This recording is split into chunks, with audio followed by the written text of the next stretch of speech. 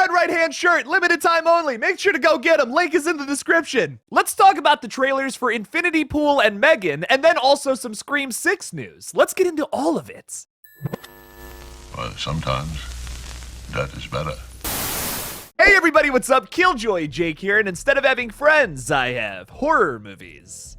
Today we're talking a little bit about Infinity Pool, a brand new film from Brandon Cronenberg, who did Possessor in 2020. This was one of my favorite films of 2020, and I just love anything that comes from the Cronenberg household, because literally all of them are filmmakers. Like David Cronenberg has a new movie coming out sometime soon, Brandon Cronenberg has this coming out in January, then we also have Caitlin Cronenberg working on something. Like, what? This whole family is so talented. We're also going to talk about the M3GAN trailer and a Scream 6 update, but before we get into all of that, if you guys can like this video and subscribe, that would make Jake here pretty dang happy. Alright, so talking a little bit about Infinity Pool. This is a brand new movie from Brandon Cronenberg, the son of David Cronenberg, and it stars Mia Goth and Alexander Skarsgård. A new image and the trailer just came out in the past 2 days, and I am very excited to talk about all of it. But first, let's talk a little bit about what this movie's all about. The film is being described as, while staying at an isolated island resort, James, played by Alexander Skarsgård, and M, played by Cleopatra Coleman, are enjoying a perfect vacation of pristine beaches, exceptional staff, and soaking up the sun.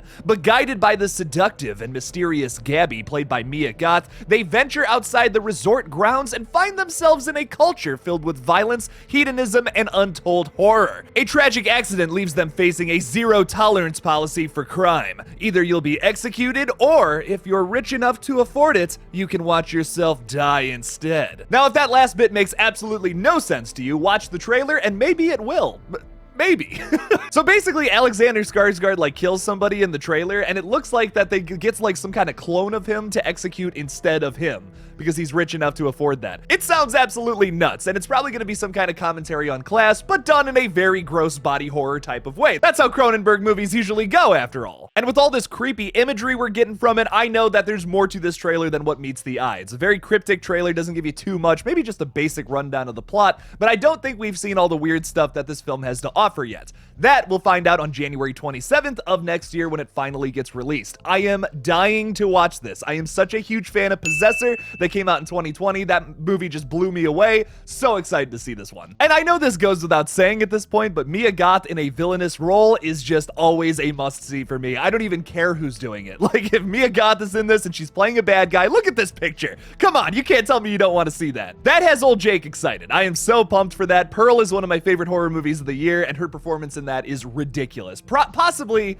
not even possibly. No, it is the best horror performance of the year, I think. And Neon is really starting to pump out some good movies just over the course of the past couple of years. I mean, from the Cronenbergs, we got Possessor and Crimes of the Future from them, and now we're getting this too, which also looks really good. What do you guys think about the very cryptic and creepy trailer we just got for this film? Leave me something about that in the comments. All right, now let's talk a little bit about the trailer for M3GAN. We just got ourselves the second trailer for the new upcoming killer doll film, M3GAN, that comes out in early January of next year. So we're actually pretty close to that puppy, less than a month away at this point. This second trailer was very exciting. There's a lot of really cool things going on here, even for a PG-13 movie, but that's the big thing that has me worried about this film, I guess. But like, here's my thing about M3GAN. It's PG-13, right? So it's basically going to be Child's Play 2019, but without the gory, disgusting kills that made Child's Play 2019 watchable, in my opinion. My big problem with Child's Play 2019 that M3GAN actually has a chance to improve on here is right from the get-go, the very opening scene of that, there's like some switch that just, oh, we can make Chucky violent or non-violent. That to me kind of ruins a big thing about Chucky, which is the fact that this is like a children's toy that gets possessed by a murderer. That's like two ends of the spectrum coming together here for some crazy mix match little monster thing. And I love that about the original Child's Play. Child's Play 2019 essentially just turns Chucky into another killer doll. Your like standard idea of what a killer doll would be. And it really softens down that cool edge that Chucky has and why he sticks out amongst the other killer dolls, in my opinion. But going back to the gory kills, because wow, that is the coolest thing about Child's Play 2019. That is absolutely the best part. And now we have M3GAN, which is essentially the same movie,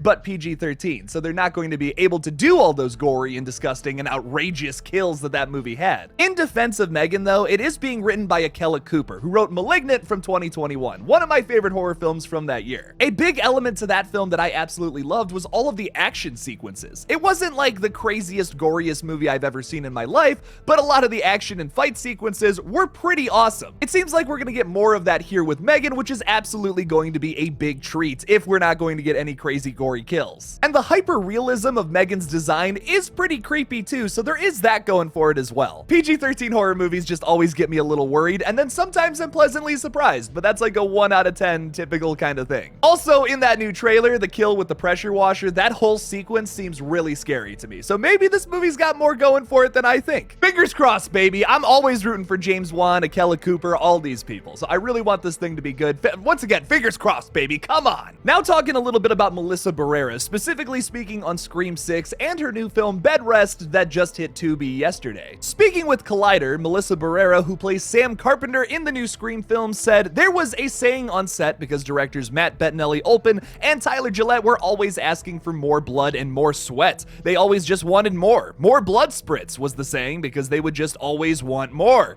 With the last Scream, they were tiptoeing and trying to be respectful of what the franchise had been up until that point, and keeping their inner gory dreams at bay. But with this one, they were like, we're going all out. It's potentially 100 times gorier. That is absolute music to my ears. This is a knob I've always felt like could get turned up with the Scream franchise, and it doesn't have to be anything where we hyper-fixate on it, like in the Terrifier films, where it's kind of played for laughs. I don't think we have to do that, but we can up the gore. We can make the kills crazier. I've always felt like that was the one thing the Scream films were kind of lacking on. Like the chase and the setup, the tension was always super well done, but then sometimes the kills themselves just leave more to be desired. Sometimes I just want to see someone explode into blood. I want to see some organs ripped out of somebody's stomach. I'm not asking for much. And once again, the big thing about this, I think that scares people, like some people will hear this and be really excited, but some people will hear this and get scared.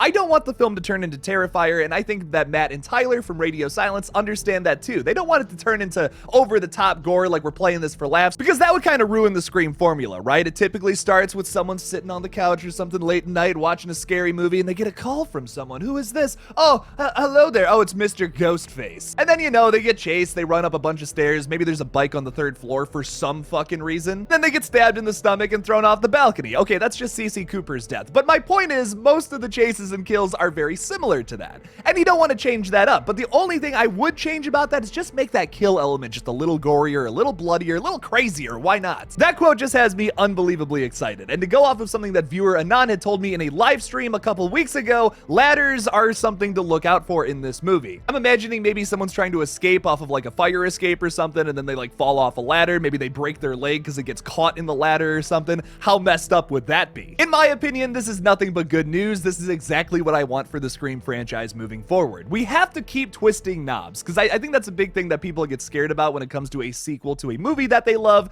is that yes, you kind of have to change things up. You're forced to, because otherwise then it's too similar to the original. You kind of got to find that middle ground where it's like, it's not too different. It's not so different to the point where it's something else, but it's also not too similar to the point where you're basically just remaking the same movie again. Sometimes it's really tough to find that middle ground, but I feel like Matt and Tyler have that figured out. I really liked the last Scream film. There's a few little weird things with the writing I wasn't a big fan of, but besides that, I thought it was awesome and a great return to this wonderful franchise. Can't wait to see what they do here in 6, which is going to be much more Radio Silence's Scream film opposed to Scream 5, where it was Radio Silence respecting and honoring the legacy of Wes Craven, which of course, yeah, of course they had to do that. Oh, but that has me all the more excited, let me tell you.